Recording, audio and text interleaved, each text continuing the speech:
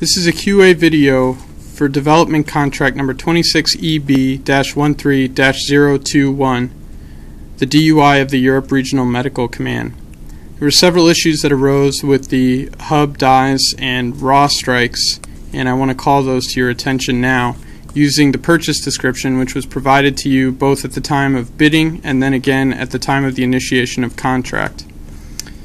We'll begin at the bottom of page 1, letter B, Roman numeral 1, where it says clearly that the hub is to be made on the same shape of stock as the dies. And in the case of this contract, the dies are on square stock, the hub on round stock, and so the hub has to be rejected and returned, and we will require a hub made on square stock.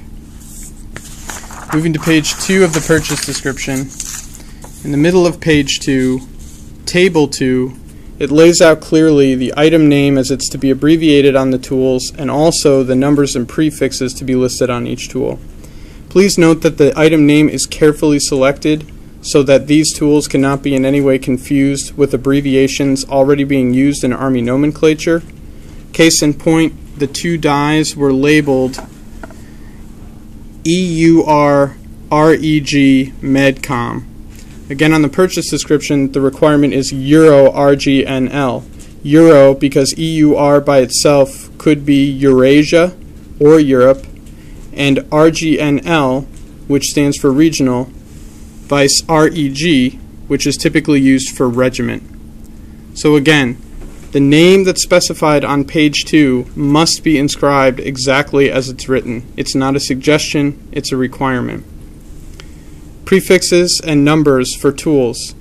Because we take receipt of two dies which will be loaned to other manufacturers for future production of this insignia, we must be able to distinguish between one die and another in case a manufacturer wants to borrow that same tool again. So the requirement is for dies to be marked AD and BD to help make that distinction. You'll notice on the two dies submitted, however, that the prefix used is D on one die and D on the other die. There's no distinction between an A die and a B die. So the name as it's written on the dies currently, which is incorrect and not in accordance with the table in the purchase description, and the prefix itself, which is also not in accordance with the purchase description, must be blotted out or smoothed over and new correct engravings put on the tools. Similarly, the prefix MH for the master hub, because the hub is the tool that the government does not loan in the case of DUIs. On the hub, although this hub will be rejected outright because it's not made on the same shape of stock, on the new hub, please make note. You'll see here that the prefix is only H. But again, in accordance with the purchase description, it should be MH. And finally, on page 3 of the purchase description, letter F, packaging, I've highlighted the portion that says each raw strike shall be wrapped individually and all 6 strikes shall be packaged securely.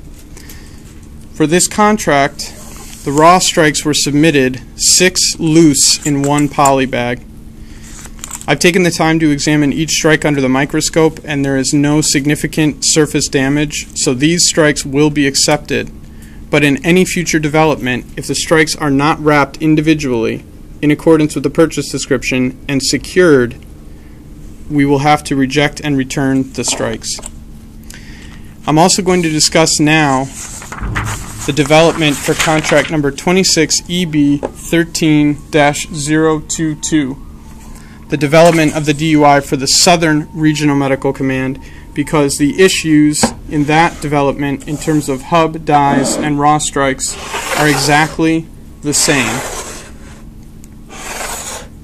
Using the purchase description for this contract, once again at the bottom of page 1, the hub is to be made from the same stock as the dies. The dies are square, the hub is round. Going to page 2, to the table for marking. The item name is to be South Regional Medcom.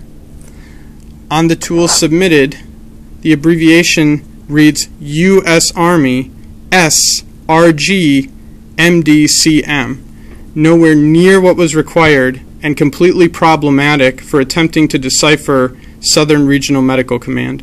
Again, what is written in the purchase description is not a suggestion, it is a requirement.